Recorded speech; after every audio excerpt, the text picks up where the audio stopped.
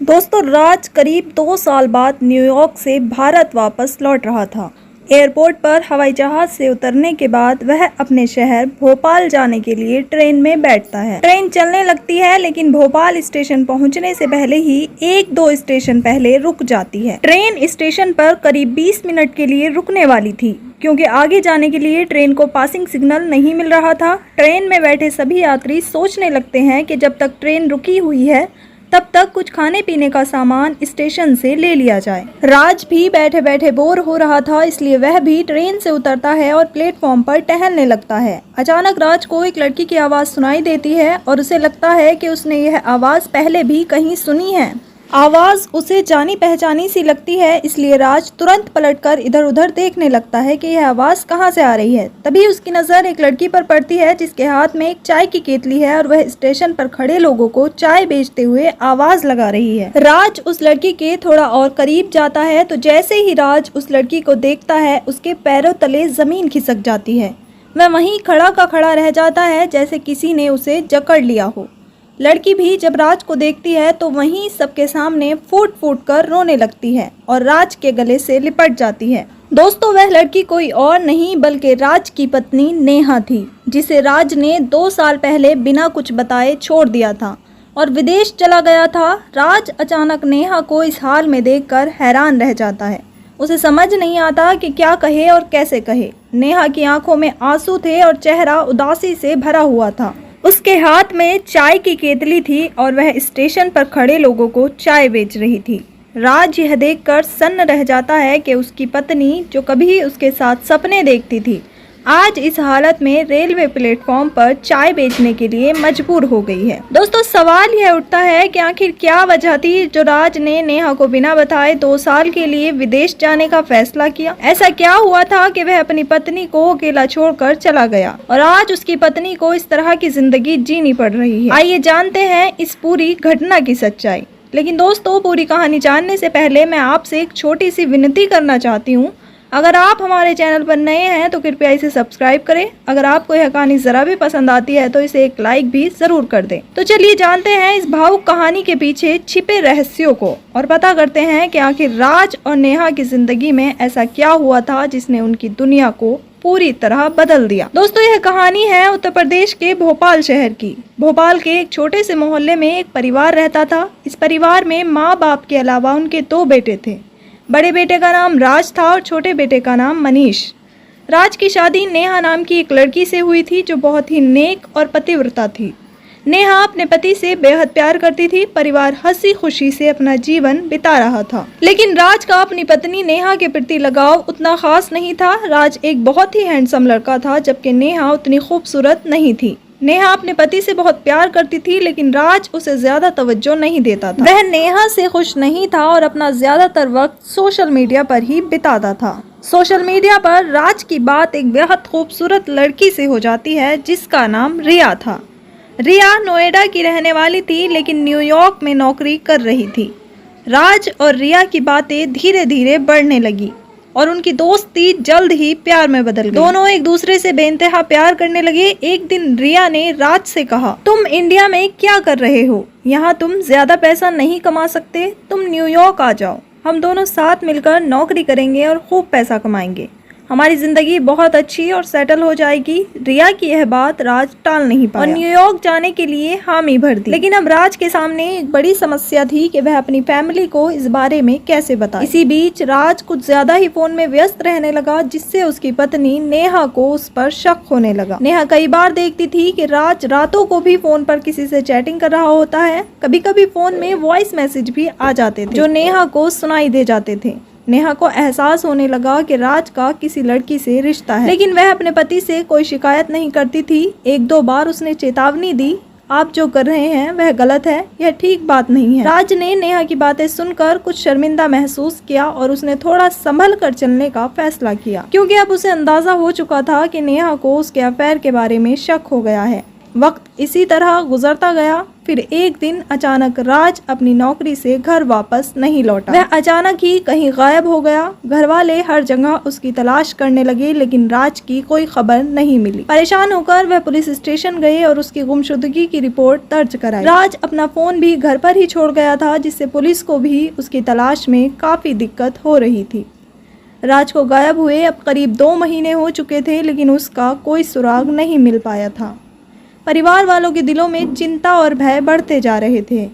नेहा हर दिन उसकी सलामती की दुआ करती थी, लेकिन राज का कोई पता नहीं चल रहा था। क्या राज रिया के पास न्यूयॉर्क चला गया था या फिर उसके साथ कुछ अनहोनी हो गई थी? परिवार वालों के मन में सवालों का तूफान था, लेकिन जवाब कोई नहीं। आखिरकार नेहा को यह समझना था कि आगे की ज़िंदगी कैसे बिताई जाए। क्या नेहा को अपने पति का इंतज़ार करना चाहिए या उसे आगे बढ़कर अपनी ज़िंदगी की नई राह तलाशनी चाहिए? आइए इस कहानी में आगे जानते हैं कि राज और नेहा की ज़िंदगी में आगे क्या हुआ। क्या नेहा को उसका प्यार वापस मिलेगा? जानने के लिए हमारे साथ बने रहे। राज के घर से गायब हुए करीब 2 महीने हो चुके थे, लेकिन उसकी कोई खबर नहीं मिल रही थी। समय इसी तरह बीतता गया। राज की फैमिली में अब उसकी पत्नी नेहा, उसका छोटा भाई मनीष और उसके माता पिता ही रह गए थे। राज की माँ अक्सर बीमार ही रहती थी और उसके पिता सुरेश का स्वभाव बहुत ही ख़राब था। सुरेश एक चरित्रहीन इंसान थे और अब वह अपनी बहू नेहा को लेकर गलत विचार अपने मन में रखने लगे थे। वह उस पर गलत निगाहें डालने लगे और धीरे धीरे नेहा को भी इस बात की भनक लगने लगी। नेहा ने हालातों को देखते हुए इस बात को नज़रअंदाज करने का निर्णय लिया। वह सोचती थी कि सब कुछ ठीक हो जाएगा और वह अपने ससुराल में ही रहना चाहती थी। उसे अपनी बीमार सास और छोटे देवर मनीष की देखभाल करनी थी। वह चाहती थी कि घर का माहौल ठीक रहे, इसलिए वह चुपचाप सब कुछ सहन कर रही थी। लेकिन एक दिन रात के समय सुरेश शराब के नशे में धुत होकर नेहा के कमरे में घुस आया और उसके साथ ज़बरदस्ती करने की कोशिश करने लगा। नेहा ने जैसे ही सुरेश को इस हालत में देखा, वह ज़ोर ज़ोर से चिल्लाने लगी। नेहा की चीख सुनकर घर के सभी सदस्य जाग गए और दौड़ते हुए उसके कमरे की तरफ आए। शोर शराबा सुनकर पड़ोस के लोग भी इकट्ठा हो गए। जब सबने देखा कि सुरेश, जो कि राज के पिता हैं, इस हालत में नेहा के साथ ज़बरदस्ती कर रहा है, तो सबके होश उड़ गए। सभी लोग गुस्से से भर गए और सुरेश को बहुत बुरा भला कहकर घर से बाहर निकाल दिया। इतना सब कुछ हो जाने के बाद भी नेहा ने अपने ससुराल को छोड़ने का फैसला नहीं किया। वह जानती थी कि उसकी सास बीमार है और उसका देवर मनीष अभी पढ़ रहा है। वह उन दोनों के लिए ससुराल में ही बनी रही। उसने घर के हालातों का सामना करने और परिवार के प्रति अपनी जिम्मेदारियों को निभाने का निश्चय किया। नेहा का दिल टूट चुका था, लेकिन उसने अपने ससुराल को संभालने और अपने पति राज के लौटने का इंतजार करने का फैसला किया। वह जानती थी कि जिंदगी आसान नहीं होगी, लेकिन उसने हिम्मत नहीं हारी। उसने अपने परिवार के लिए हर कठिनाई का सामना करने की ठान ली। क्या नेहा का यह साहस और धैर्य रंग लाएगा? क्या राज कभी वापस आएगा और सब कुछ ठीक होगा? इन सवालों का जवाब समय ही देगा। आगे की कहानी में हम जानेंगे कि नेहा और उसके परिवार के जीवन में आगे क्या मोड़ आता है। लेकिन राज के पिता की बुरी नज़रें अब भी नेहा पर थी। उन्होंने अपनी वासना से हार मानने का नाम ही नहीं लिया था। नेहा इन सब बातों को ध्यान में रखते हुए अपने आप को अपने ससुर से बचाने की हर संभव कोशिश कर रही थी, लेकिन वह अभी भी उसी घर में रह रही थी। समय धीरे धीरे बीतता रहा, लेकिन एक रात फिर से राज के पिता सुरेश शराब के नशे में धुत होकर नेहा के कमरे में घुस जाते हैं और ज़बरदस्ती करने की कोशिश करते हैं। नेहा फिर से ज़ोर ज़ोर से चिल्लाने लगती है। नेहा की चीखें सुनकर उसकी सास, देवर मनीष और पड़ोस के सभी लोग दौड़ते हुए वहां पहुंच जाते हैं।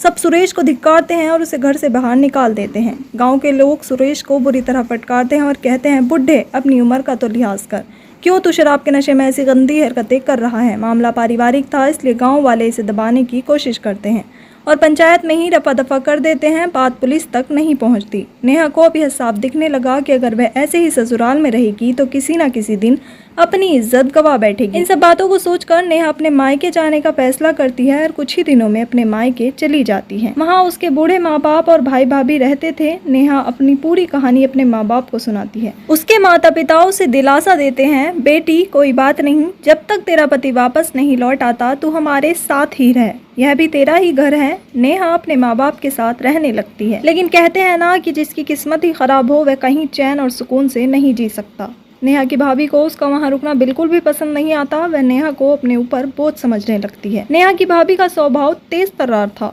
इसलिए वह हर बात पर नेहा को ताने मारती। उसका पति भी अपनी पत्नी को कुछ नहीं कहता था। रोज रोज की बोलचाल और कलह को देखते हुए नेहा के माँ बाप अपने बेटे और बहू को अलग कर देते हैं।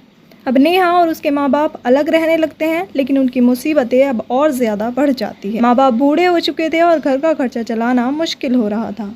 इन परिस्थितियों को देखकर नेहा और भी ज़्यादा तनाव में आ जाती है। एक दिन नेहा एक महिला को देखती है जो रोज़ सुबह रेलवे स्टेशन जाती है काम धंधा करने के लिए और शाम को वापस लौटती है। वह महिला मेहनत मजदूरी करके अपने और अपने बच्चों का पेट पाल रही थी। नेहा के मन में विचार आता है और अगले दिन वह उस महिला के पास जाती है और पूछती है, तुम रोज रेलवे स्टेशन पर क्या काम करने जाती हो और तुम्हारे घर का खर्चा कैसे चलता है? वह महिला नेहा से बताती है, मैं रोज रेलवे स्टेशन पर जाकर चाय बेचा करती हूँ। इससे कुछ पैसे इकट्ठे हो जाते हैं और मेरे बच्चों का पेट पालने में मदद मिलती है। नेहा सोच में पड़ जाती है और फिर कहती है, क्या मैं भी यह काम कर सकती हूँ? मेरे माँ बाप बूढ़े हैं और भाई भाभी अलग रहते हैं। घर का खर्चा चलाने के लिए मुझे कुछ तो करना ही पड़ेगा। वह महिला नेहा की सहायता करने के लिए तुरंत तैयार हो जाती है और कहती है, तुम अपने माँ बाप से पूछ लो और कल मेरे साथ स्टेशन चलना, मैं तुम्हारा काम वहाँ सेट करा दूँगी। मैंने भी बहुत तंगी देखी है बहन, और मैं तुम्हारे दुख दर्द को अच्छी तरह समझ सकती हूँ। नेहा घर लौटती है और अपने माँ बाप से इस काम के बारे में पूछती है। उसके माता पिता भी मजबूर थे, इसलिए वे कहते हैं, बेटा जैसे तुम्हें ठीक लगे वैसा कर लो। अगले दिन सुबह नेहा उस महिला के साथ स्टेशन चली जाती है और अपनी एक छोटी चाय की स्टॉल खोल लेती है। वह दिन भर कड़ी मेहनत करती है और जो भी पैसे इकट्ठे होते हैं उनसे घर का खर्चा चलने लगता है। नेहा ने कठिनाइयों का सामना करने का साहस दिखाया और अब वह अपने बूढ़े माँ बाप के साथ मेहनत से अपना जीवन बिता रही थी। क्या नेहा के जीवन में अब कोई सुकून आएगा? क्या राज कभी लौट कर आएगा? यह सब जानने के लिए इंतजार करना होगा। उधर न्यूयॉर्क में राज अपनी नई जिंदगी में व्यस्त था। वह रिया से मिल चुका था जो कि बेहद खूबसूरत थी। रिया ने राज की पढ़ाई और स्मार्टनेस को देखकर उसे एक कंपनी में जॉब दिलवा दी। राज जितना भी पैसा कमाता सारा पैसा रिया के बैंक अकाउंट में जमा कर देता। रिया राज के पैसों का पूरा आनंद ले रही थी और उसके साथ एक आलीशान जीवन बिता रही थी। करीब 2 साल यूं ही बीत गए, लेकिन धीरे धीरे राज को रिया पर शक होने लगा। वह अक्सर पूरी रात घर पर नहीं लौटती थी। राज ने कई बार उससे पूछा, लेकिन रिया टाल मटोल कर जाती थी। एक दिन राज ने रिया का पीछा करने का फैसला किया। जब उसने सच्चाई का पता लगाया तो उसके पैरों तले जमीन खिसक गई। रिया न सिर्फ राज के साथ बल्कि 2 और लड़कों के साथ भी रिश्ते में थी। वह उन सभी से पैसे ऐंठती और उन्हीं पैसों से अपने आराम की जिंदगी बिताती थी। राज का दिल टूट गया। उसने रिया से कहा, मैंने तुम्हारे चक्कर में अपने घर परिवार को छोड़ दिया और यहाँ न्यूयॉर्क में 2 साल से तुम्हारे साथ रह रहा हूँ। मैंने तुमसे सच्चा प्यार किया और तुमने मुझे क्या सिला दिया? तुम और लड़कों के साथ भी रिश्ता रख रही हो। रिया ने ठंडे स्वर में जवाब दिया, मैं तो ऐसी ही हूँ, मेरा यही काम है, तुम जैसे प्यार में पागल लड़कों को अपने जाल में फंसाना और उनसे पैसे ठगना। राज को गुस्सा आ गया और उसने रिया को 3-4 थप्पड़ जड़ दिए। रिया भी चुप नहीं रही। उसने अपने दूसरे बॉयफ्रेंड से राज की पिटाई करवा दी। इस घटना के बाद राज को समझ में आ गया कि उसका प्यार एक धोखे में था। उसे एहसास हुआ कि उसने अपने परिवार और पत्नी नेहा को कितना दुख पहुंचाया। राज ने सोचा, यहाँ मेरे लिए कुछ भी नहीं बचा, मैं तो बस एक मोह माया के जाल में फंसा हुआ था। मेरी पत्नी नेहा मुझे सच्चे दिल से प्यार किया और मैं उसके साथ कितना बुरा व्यवहार कर रहा था। राज अपने किए पर पछताने लगा। उसने कुछ महीने और नौकरी की ताकि वह भारत वापस जाने के लिए टिकट का इंतजाम कर सके। आखिरकार 2 साल बाद वह न्यूयॉर्क से वापस भारत लौट आया। राज ने ट्रेन पकड़ी और अपने गांव के लिए निकल पड़ा। जैसे ही वह अपने गांव पहुंचा, उसकी आंखों में आंसू थे। नेहा जो अपने पति के वापस लौटने की उम्मीद लगभग छोड़ चुकी थी, राज को देखकर चौंक गई। वह रेलवे प्लेटफॉर्म पर राज को देखकर दौड़कर राज के गले लग गई और फूट फूट कर रोने लगी। नेहा ने राज के पैरों पर गिरकर कहा, आप वापस आ गए हैं, यही मेरे लिए सब कुछ है। राज ने नेहा को पैरों से उठाकर अपने गले से लगा लिया। उसने सोचा, यही है हमारी भारतीय संस्कृति की नारी जो अपने पति से सच्चा प्रेम करती है। और एक वह लड़की थी जो 3-3 लड़कों से रिश्ता निभा रही थी। राज ने अपने आंसू पोंछते हुए कहा, नेहा मैं बहुत पछता रहा हूँ, मैंने तुम्हें बहुत दुख पहुँचाया, क्या तुम मुझे माफ कर सकोगी? नेहा ने मुस्कुराते हुए कहा, आपके लौटने से ही मेरा दिल भर गया है, आप वापस आ गए हैं, यही मेरे लिए सबसे बड़ी खुशी है। राज ने नेहा को गले से लगा लिया। उसने समझ लिया था कि सच्चा प्यार और सच्चा सुख केवल परिवार में ही मिलता है। चाय की स्टॉल पर बैठकर राज ने नेहा से पूछा, तुम्हारी यह हालत कैसे हो गई और तुम यहाँ रेलवे स्टेशन पर चाय बेच रही हो? नेहा की आंखों में आंसू आ जाते हैं। उसने राज को अपनी कहानी सुनानी शुरू की। उसने बताया कि राज के जाने के बाद उसके ससुर ने उसे परेशान करना शुरू कर दिया था। शराब के नशे में वह कई बार उसके कमरे में घुसकर उसकी इज्जत के साथ खेल चुका था। इसी वजह से नेहा को मजबूरी में अपने मायके जाना पड़ा, लेकिन मायके में भी उसकी भाभी ने उसे पसंद नहीं किया और उससे रोज लड़ाई झगड़ा करने लगी। नेहा और उसके माता पिता भाभी के साथ नहीं रहना चाहते थे, इसलिए वह अलग रहने लगे। उसके माता पिता बुजुर्ग हो चुके थे और कोई काम नहीं कर सकते थे, तो नेहा को घर का खर्चा चलाने के लिए रेलवे स्टेशन पर चाय बेचनी पड़ी। राज ने नेहा की बातों को ध्यान से सुना और उसकी आंखें भी भर आई। उसने कहा, अब मैं वापस आ गया हूँ, तुम्हें अब किसी दिक्कत का सामना नहीं करना पड़ेगा, मैं सब संभाल लूंगा। राज ने नेहा को साथ लेकर अपने गाँव लौटने का फैसला किया। गाँव जाकर देखा तो सिर्फ उसका छोटा भाई मनीष बचा था। मनीष की शादी हो चुकी थी, लेकिन माँ की बीमारी के कारण मृत्यु हो चुकी थी और पिता भी शराब के नशे में एक कार एक्सीडेंट में गुजर गए थे।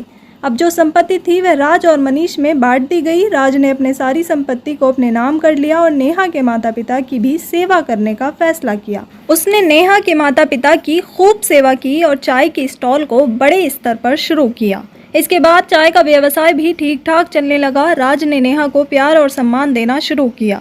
वह नेहा और उसके माता पिता की देखभाल अच्छे से करता रहा और परिवार में सुख शांति बहाल कर दी। राज ने समझ लिया था कि सच्चा सुख और सच्चा प्यार अपने परिवार के साथ होता है और उसने अपने अतीत की गलतियों से सीखते हुए अपने परिवार को पूरी तरह से समर्पित कर दिया। दोस्तों, आज की कहानी यहीं ख़त्म होती है। हमें ज़रूर बताएं कि यह कहानी आपको कैसी लगी। हमारा उद्देश्य किसी की भावनाओं को ठेस पहुँचाना नहीं है, बल्कि आपको सतर्क और सावधान करना है। अक्सर पति या पत्नी किसी बाहरी व्यक्ति के प्रभाव में आकर अपनी ज़िंदगी को बर्बाद कर लेते हैं।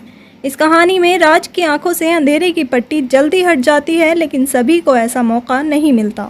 बहुत से लोग अंधकार में ही फंस जाते हैं और अपनी ज़िंदगी बर्बाद कर लेते हैं। इसलिए कोई भी बड़ा फैसला करने से पहले सोच समझकर कदम उठाए। अपनी पत्नी या पति को उसी रूप में स्वीकार करे जैसे वे हैं और लालच से दूर रहे।